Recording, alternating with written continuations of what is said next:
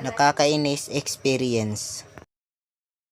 Kamusta mga lods? Balik na naman tayo sa ating YouTube channel at kung hindi ka pa nakasubscribe, mag-subscribe ka na.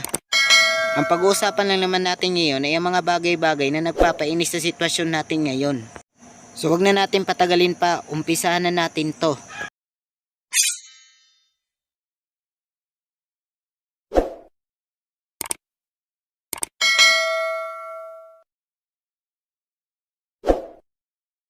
Naranasan nyo na ba mainis sa mga gamit ninyo? Ako kasi ilang ulit ko na tong naranasan. Yung tipong pag hindi mo kailangan ay nagpapakita. Pero kung kailan kailangan nyo na ay tsaka pa mawawala. Katulad na lang nito.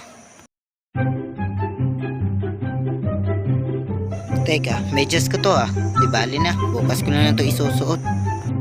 Tomorrow. Pusang gala, nasan yung medyas ko dito? Nandito lang yun kahapon Nakakainis naman to Oh, nakakainis 'di ba? Tapos nakakairita pa. Next naman is yung maiinis ka sa panahon ng tag-init. Yung tipong relax na relax ka kasama si Mr. Electric Fan. Yung tipong sobrang init na ng panahon ay parang binibest friend mo na yung electric fan mo. Teka lang, ano naman ang nakakainis dun? Di pa kasi ako tapos. Ganun ba? Sige, pasensya na. Yung tipong sarap ka na mag-relax kasama yung electric fan mo, tas biglang ay pusang gala, ang init-init na nga, tas biglang nag-brown out pa. Nakakainis naman to O diba? Sino ba namang hindi maiinis dyan? Panahon nga ng tig-ulan tsaka tig-lamig, hindi nag-brown out, tapos timing pa, tag-init pa talaga. At ang last ay ito na yung pinaka nakakainis talaga.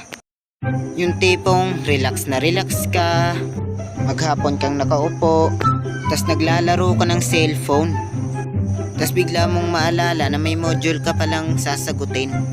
Teka, may module nga pala ako tatapusin ko muna yun. Tapos kung kailan ka pa mag-umpisa, saka ka pa naman tawagin ng nanay mo. Eto na, tatapusin ko na to.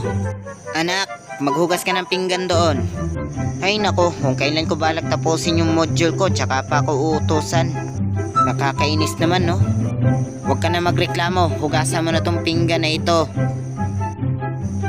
O diba? Ang taas ng panahon mo na nagre-relax, di ka nagawang utusan. Pero kung kailan ka pa may gagawin, saka ka pa naman nagawang utusan. So paano mga lods, hanggang dito na lang. Maraming salamat sa panonood. At kung nag-enjoy kayo, ay mag-subscribe muna kayo.